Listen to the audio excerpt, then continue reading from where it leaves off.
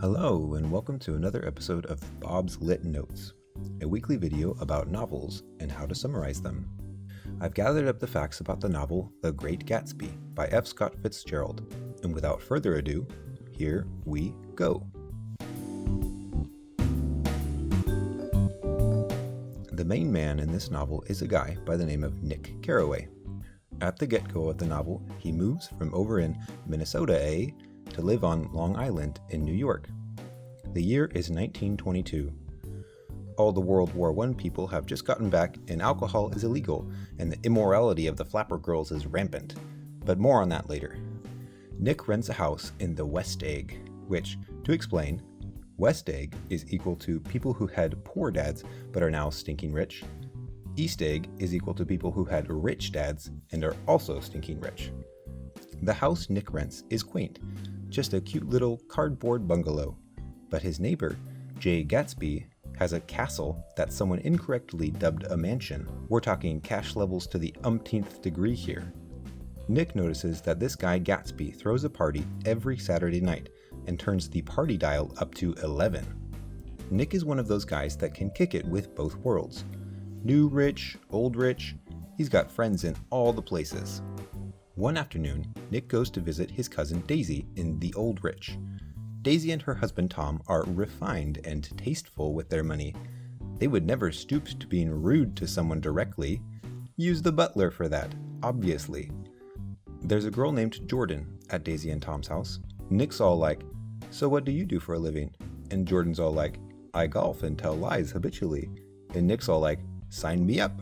Just then, Daisy's husband Tom gets a call from his mistress. Daisy's all like, "Mistress? What mistress? I think ignorance is bliss. If my husband had a side piece named Myrtle, that would be distressing, don't you think?"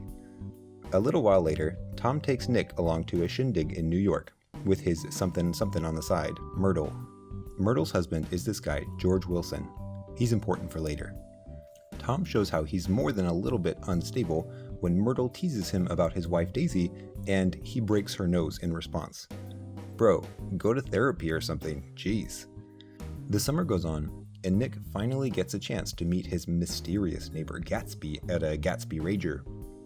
Although, to be clear, he's only mysterious because no one knows where the heck he got all of his rich money from. Literally hundreds of people see him at his parties every Saturday. He's not exactly a recluse. Nick gets to talk to him, and it turns out that Gatsby and Daisy had a summer romance back in the day.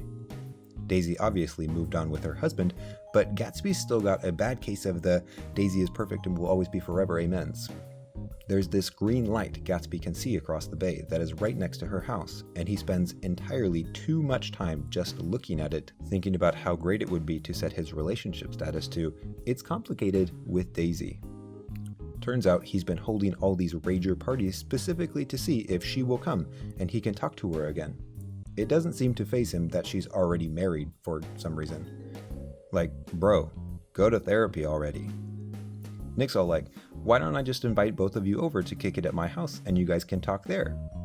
Gatsby and Daisy are both like, "Did it? Loved it. Let's make out in that bush over there." Gatsby and Daisy are having a good time, doing the affair thing, but then Tom hears about it. "Only I can fool around in this relationship," Tom says irritably. Luckily, no noses are broken this time though. "You, me, Daisy, New York, right now," says Tom. So they all go to the plaza for drinks. As an aside, they stop at Myrtle's husband's garage for gas on the way and find out that he knows she's getting some on the side, but doesn't know with who. Remember that for later. Things get uncomfortable. Tom says, "You're having an affair with my wife." And Gatsby says, "Damn straight." And Tom says, "Well, you only got rich because you've been bootlegging alcohol for criminals." And Gatsby says, "So what if I am?" Tom and Gatsby both turn to Daisy and give her an ultimatum. Classic love triangle confrontation. Unfortunately for Gatsby, Daisy got an F- in doing things for love in school, but an A+ in taking the easy way out. She won't leave the cush life with Tom. Tom lets them drive back to the East Egg together because he's a cocky man whore and knows Daisy won't actually leave him. On the way home, Nick, Tom, and Jordan see that someone was hit by a car and killed in the street. Turns out it was Tom's other woman, Myrtle. One of the people who saw it happen says it was a giant yellow car. Gatsby's giant yellow car. Dun dun dun! Some things happen. Nick talks to Gatsby and learns actually it was Daisy driving when Myrtle was killed, but he's a good lover boy. He's going to fall on his sword for his lady friend. Myrtle's husband Wilson goes looking for answers. He finds Tom, who casually shifts the blame to Gatsby because he's a dick, and turns to the enraged Wilson loose. Wilson is distraught and a little crazed. He goes to Gatsby's house, sees him chilling in the pool, puts a bullet between his eyes, and then takes another bullet for himself. Nick is pretty bummed about all this. There's a lot of stuff happening. Reporters, gossips, leeches. Everyone wants to know what happened. Nick arranges a funeral thinking, Gatsby had hundreds of people over every week. I'm sure plenty of people will miss him. Turns out literally no one will miss him. Daisy and Tom use their cash bags to literally just move houses so they don't have to come. Actually, there is this one guy who calls, but I guess he was missing his tennis shoes more than Gatsby. All this crazy in the city is too much for Nick. He decides to get the heck out of there. All the moral decay and grossness is too extra for him. Nick reflects on how most people had wanted the American dream, but that dream has been torn up by people who just want to get ahead and will push everyone else down to do it. Gatsby is dead, and so is the American dream.